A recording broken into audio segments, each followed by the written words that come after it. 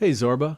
How are we doing today? I'm doing fine. Zorba, folks, Thanks. Zorba just got back from Brazil, and even just yesterday, and I'm still kind of amazed he's here right now. It was yesterday. He is- After about 30 hours of travel. But I did get 9 hours of sleep last night, got up. That's I'm good. just a little bit, kind of not foggy, but just sort of really from Brazil, where it was hot and warm, to Wisconsin, where it's not really that cold. It's only like, I think it's in the 20s today. But Yeah. the sun's out. It's Yeah. a good day in Wisconsin. It is. It's not bad. I'm not sweating. No, you're doing fine. Your energy level always surprises me. It's pretty impressive.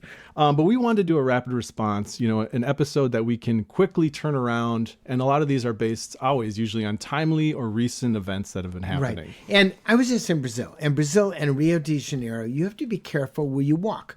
Why? Because there's a lot of violence that occurs in Brazil. It's a place where there's lots of violence. Many places of the country, Sao Paulo, Rio de Janeiro, you have to be careful. And I always thought to myself, well, in America, I can walk down the street. I really don't have to worry. And I was not paying attention to the news that was going on. And then periodically, I would just open up the news and I found out what was going on in Minneapolis. And it absolutely shocked me.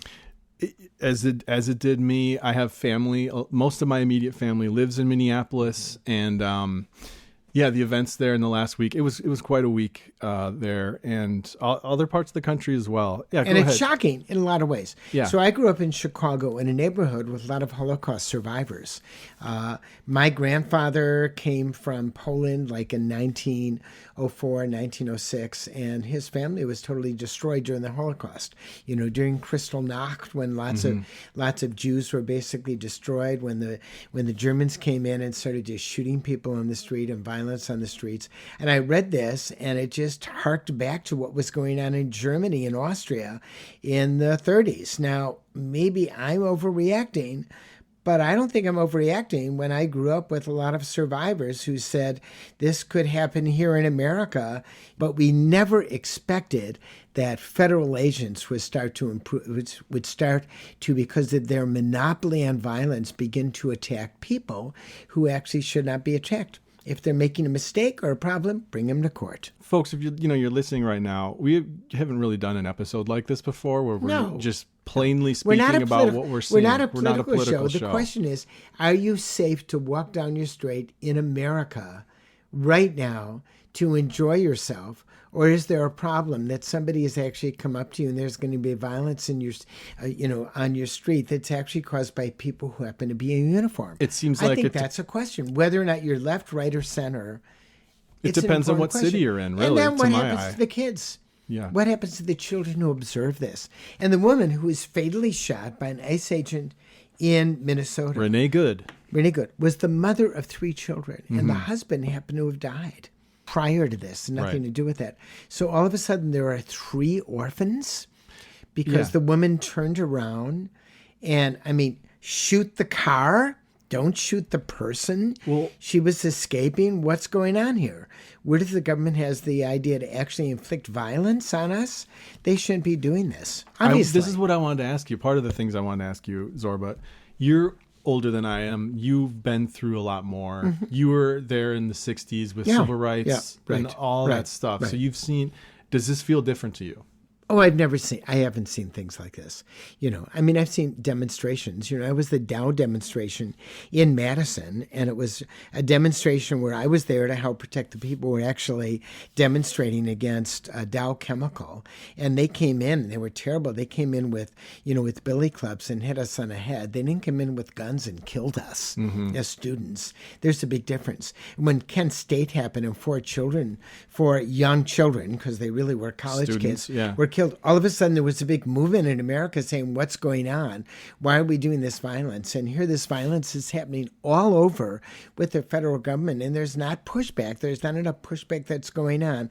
How do we protect ourselves on the streets from violence that is happening that has nothing whatsoever to do with whether or not that person is a violent person? And I think it's an important health issue. Violence is a very important health issue. Why do you want to live in a safe neighborhood? Because of violence. Why do you want your children to grow up in a safe neighborhood? Because of violence. But here it is. You're in the middle of a middle-class neighborhood on a middle-class street, and all of a sudden there are people who are in uniforms that are members of the federal government who are coming in and inflicting violence. Where are we to turn, and then what happens with us that is going on psychologically and with our children? This is, I think, a very important turning point. I think it's a very important turning point. And we have to take action as a citizenry, just like we have to get rid of, too much preservatives in our food, just like we have to eat in a healthy way, just like we have to exercise. We have to live in a nonviolent environment, and that includes nonviolence perpetuated by the state. Well, let me read an email here. This is an email we got a couple days ago. And usually when I get emails, I usually edit things down a little bit just for time. This email is very well written. I'm going to read his whole email. So here it is. Go for it. Hello, Dr. Zorba and Mr. Carl.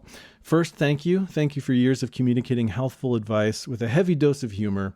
You've been a companion on my long walks to and from school, or when I'm doing paperwork on weekend mornings. I wholly appreciate your advice when it pertains to me or when it comes to my students and what I see in the classroom. Mm-hmm. As you've guessed, I'm a teacher. I'm a language and social studies teacher in a local high school here in the Twin Cities of Minneapolis and St. Paul. The past several weeks have been rather difficult for our students because of the recent immigration enforcement. It has affected students and teachers alike, regardless of citizenship. I myself am a middle-aged white guy who enjoys heading to Fleet Farm or Menards on the weekend to kick around the aisles, but over the last week have started breaking down in front of my students when I try to talk about what's happening in our town. This past week, I've been averaging 10 texts a day from parents afraid to let their students out of their houses or apartments for fear of violence from what looks like a paramilitary force stalking citizens and non-citizens alike, seemingly based on looks, last name, or an accent. I've had a former colleague visited multiple times by groups of masked men demanding to see their papers. The guess is that she is of Somali descent living in a predominantly white suburban neighborhood.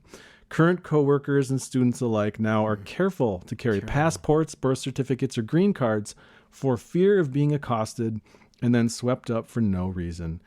I know your show is not a political one, so there are a few questions I'm hoping you can address in light of the current situation here. What can teachers, families, and students here do to maintain their mental health? From my personal observation, people are anxious, if not terrified, by what is happening. I'm unable to sleep at night and seem to have a constant adrenaline rush going.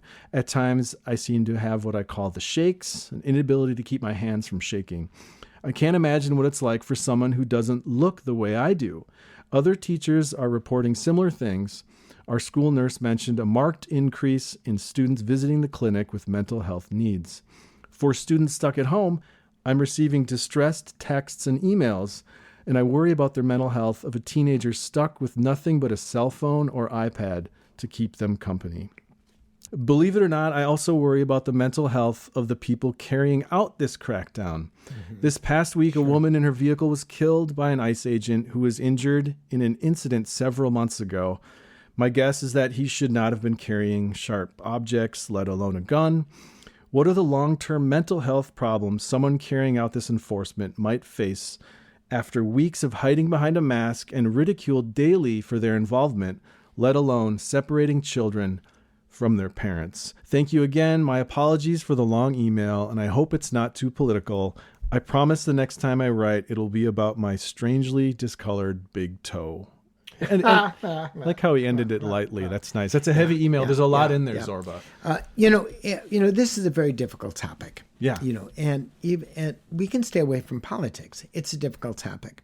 The answer is whenever there's violence in society, no matter where it is, it affects all of us. Yeah. So I always go back, as you know, I'm one of the physicians who cares for His Holiness the Dalai Lama. Right. And I've been, I met the Dalai Lama initially. He stayed with us in 1981.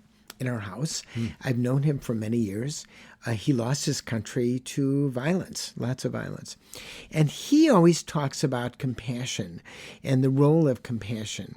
And it's very interesting because he talks about compassion for the Chinese, who basically have overrun his country and engaged in lots of violence against the Tibetan people. So I think this is the time for all of us to pull back and to focus on compassion and how we are able to solve our society problems in a more compassionate way. Because the more violence escalates, the more violence will escalate, and the more all of us will suffer. Yeah.